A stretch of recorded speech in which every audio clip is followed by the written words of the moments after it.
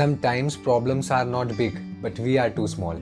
Hello guys, आज हम लोग जिनके बारे में बात करने जा रहे हैं उन्होंने अपनी लाइफ में इतना कुछ फेस किया है कि अगर उनकी जगह शायद हम लोग होते हैं तो उभर ही नहीं पाते।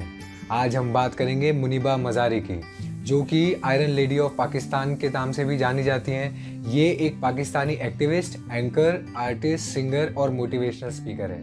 ये पाकिस्तान की फर्स्ट मॉडल एंड एंकर है जिन्होंने व्हील चेयर का इस्तेमाल किया है। इनका नाम 100 इंस्पिरेशनल वुमेन ऑफ 2015 बीबीसी में भी है और ये पाकिस्तान की फर्स्ट यूएन गुडविल एम्बेसडर हैं यूएन वुमेन की, और इनका नाम फोर्ब्स 30 अंडर 30 की लिस्ट में भी है।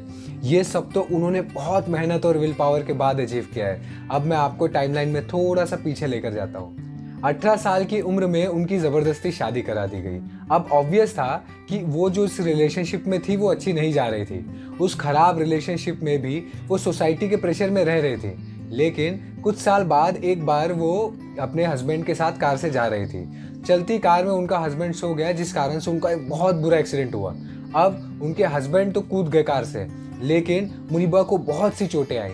उन्हें इतनी चोटें आई थी कि उन्हें गिनना भी बहुत मुश्किल है।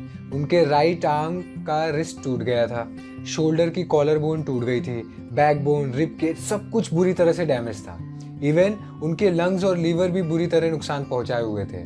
उनका यूरिन बाउल कंट्रोल पूरी तरह से खराब हो चुका था और उनकी सबसे मेजर और बड़ी इंजरी थी उनकी स्पाइन में। जब उन्हें हॉस्पिटल ले जाया गया तो ऑपरेशन के बाद हर दिन डॉक्टर आते थे और कुछ ना कुछ खबर सुना के जाते थे। कभी आए और कह दिया कि कभी आप चल नहीं पाएंगी, आप कभी पेंट नहीं कर पाएंगी, लेकिन ये सब उन्होंने सहन कर लिया। लेकिन जब डॉक्टर ने आकर ये बताया कि आप अब कभी माँ नहीं बन पाएंगी, तो उन्हें ये तक लगने लगा कि वो जिंदा ही क्यों है। हॉस्पिटल का वो पूरा वाइट रूम था, तो उन्होंने पेंट करने का डिसाइड किया ताकि उनकी ज़िंदगी में कुछ रंग तो दिखे। बेड पर लेटे लेटे वो पेंटिंग्स बनाती थी। 2 इयर्स तक लगातार वो बेड रेस्ट में रही, जिस कारण उन्होंने बेड सोल्स भी हो गए। फिर उन्होंने ठान लिया कि अब उनके जितने भी डर है ना, उनको सबको एक एक करके हटाना है। तो उनका सबसे पहला डर था उनकी वो टॉक्सिक रिलेशनशिप। उन्होंने बिना किसी नाराज़गी के डिवोर्स दे दिया।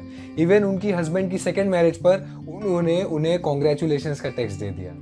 उनका दूसरा डर था कि वो कभी माँ नहीं बन पाएंगी, तो उन्होंने एक बच्चे को गोद ले लिया, क्योंकि उनका मानना ऐसा है कि कुछ बच्चों की माँ नहीं है और कुछ माँओं के बेटे नहीं हैं। उनका तीसरा डर था सोसाइटी या लोगों को फेस करना, तो उन्होंने नेशनल टीवी में एज एन एंकर ज्वाइन किया, मॉडलिंग की और बाद में मोटिवेशनल स्पीकर भी बनी।